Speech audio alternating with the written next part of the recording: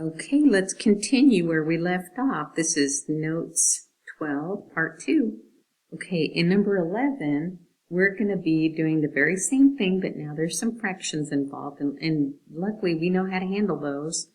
With our order of operations, we're going to be doing our multiplications first. 1/6 times 3/4. I can reduce it a little bit, or I can multiply straight across. I think I'm going to reduce it a little bit. The 3 and the 6 reduced by a factor of 3. 3 divided by 3 is 1. 6 divided by 3 is 2. And when I multiply straight across, I get 1/8 minus, or is it minus? A negative 1/3 times a negative 1/2 is a positive. Nothing to reduce within a term or cross cancel. So when we multiply straight across, we get 1/6.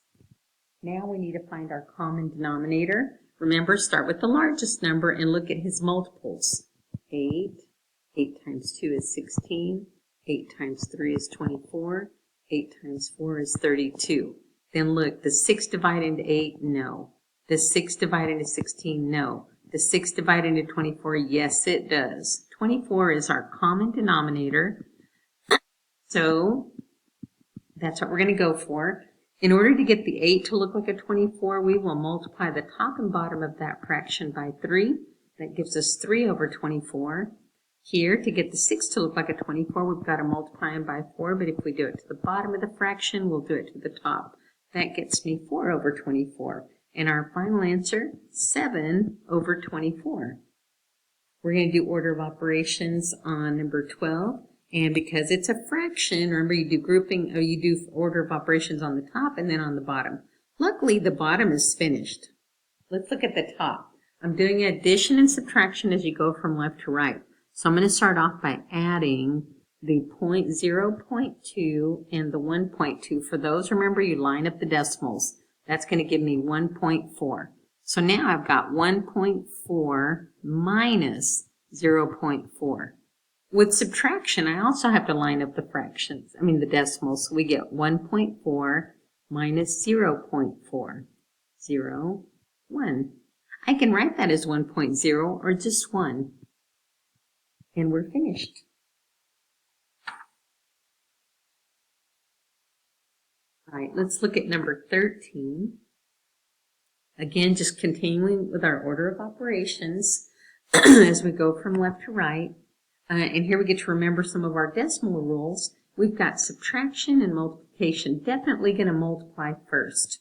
In order to multiply 0.5 or 0.5 times 9, I'm going to multiply the 9 times the 0.5.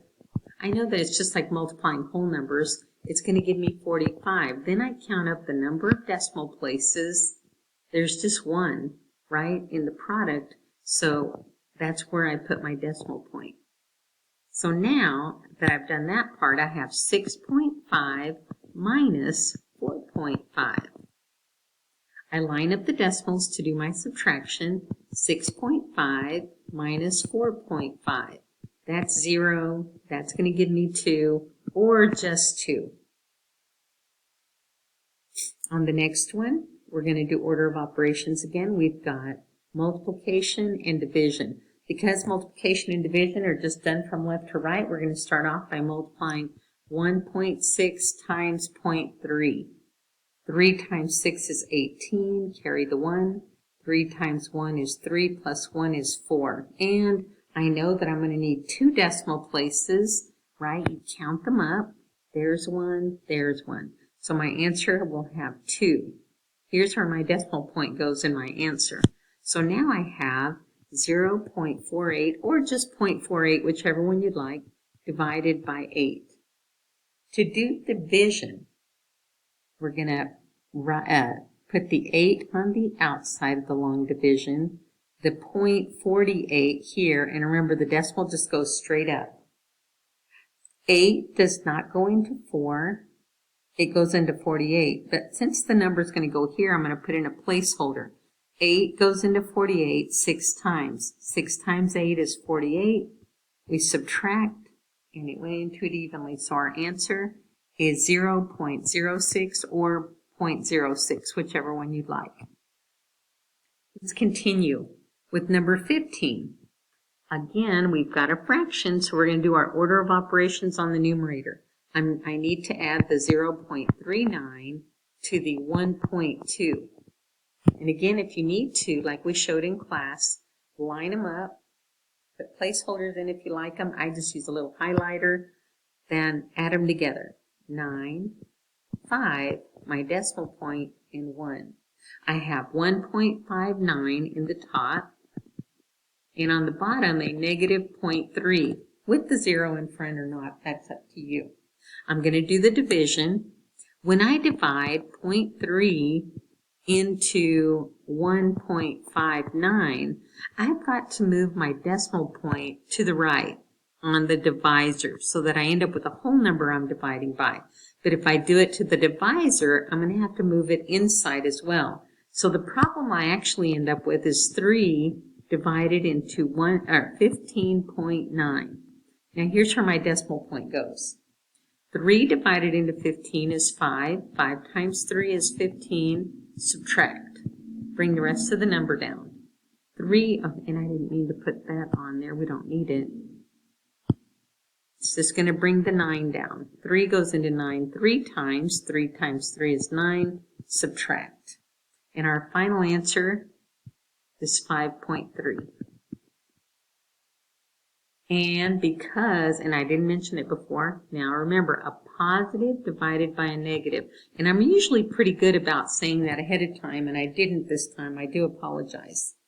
All right, for the numerator in this fraction on number 16, we're going to start by doing the 0.36 minus 1.2 with subtraction, because I have a positive, a number that is smaller. I can't really subtract a larger number from a smaller number. So I know that the top is going to end up being a negative answer.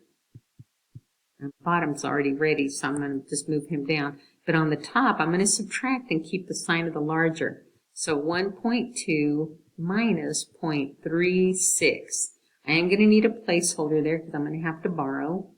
I'm going to borrow from the 2, makes it a 1, makes that a 10.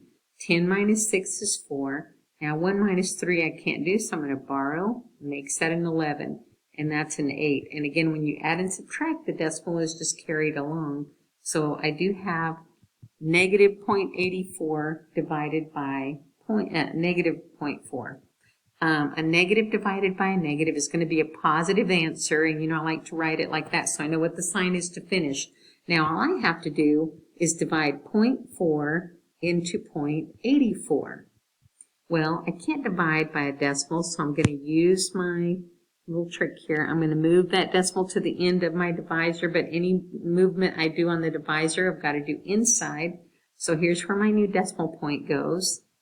So the problem is actually 4 divided into 8.4. 4 goes into 8 2 times. That's going to be 2 times 4 is 8. Subtract. Bring down the 4. 4 goes into 4 one time. 1 times 4 is 4. Subtract. And you get 0. My answer is this 2.1. And I knew it was positive. That's why I made that circle. Let's keep going. Definitely a square root is considered a grouping symbol. I should have put that on my list. I'm going to do inside that grouping symbol first. So we have 2. That square root becomes 86 minus 5, or 81, plus 23. Now I can clean up that square root. The square root of 81 is 9. So I have 2 times 9 plus 23. Now you're going to do the multiplication before the addition. That's 18 plus 23. You can do it off in the margin. 23 plus 18. 8 plus 3 is 11. Carry the 1. 1 plus 2 plus 1 more is 4. And our answer is 41. For this grouping symbol, we have an absolute value.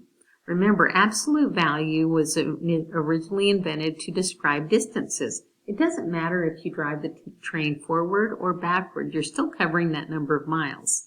So let's start inside the grouping symbol. There's a multiplication and a subtraction. Definitely going to do the multiplication first. we have negative 21 minus 4, and then plus 7 on the outside of the absolute value. Still cleaning up inside the absolute value. That's going to be the absolute value of negative 21 minus 4. That's a negative 25.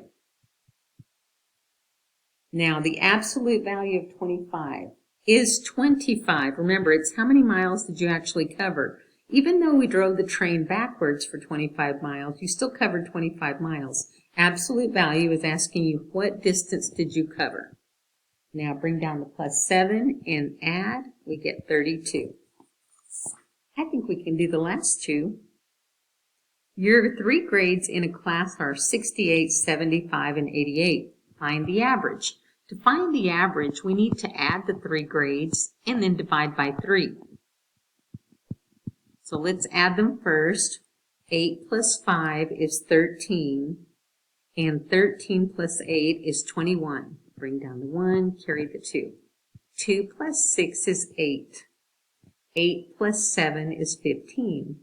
15 plus 8 is 23. Okay, my 3 grades added up to 231. To find the average, I divide by the number of grades, which is 3. 3 does not go into 2.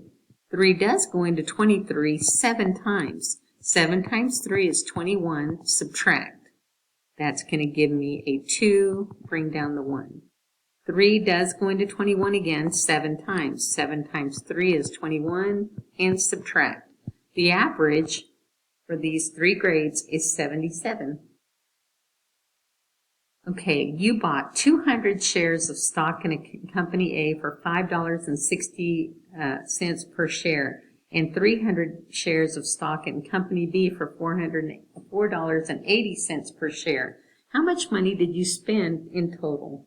Well, I'm going to take the 200 shares that we paid $5.60 for each one for, and I'm going to multiply those together. 200 times 560. I'm going to bring down my zeros. Remember, when you multiply by hundreds, you can just put the zeros on the answer. 2 times 0 is 0. 2 times 6 is 12. Carry the 1. 2 times 5 is 10 plus 1 more is 11. I know that there are 2 decimal places involved in my final answer, so 1,120 on company A. That's how much I made. Now we're looking for company B's amount of money. What did I make on those stocks? Well, there's 300 of them, and we're paying $4.80 for those. So let's find out how much we paid total for those. I'm going to multiply, and again, because I'm multiplying by something with 100, I'm going to bring the zeros down. Then 3 times 0 is 0. 3 times 8 is 24. Bring down the 4, carry the 2. 3 times 4 is 12, plus 2 more is 14. And there's 2 decimal places I have to take care of. So my final answer there is $14.40. In order to figure out how much I paid in total for the 2 sets of stock, I just need to add those. 0, 6, 5, and 2. How much did you spend total in stocks? $25.60. I'll see you in the next lesson.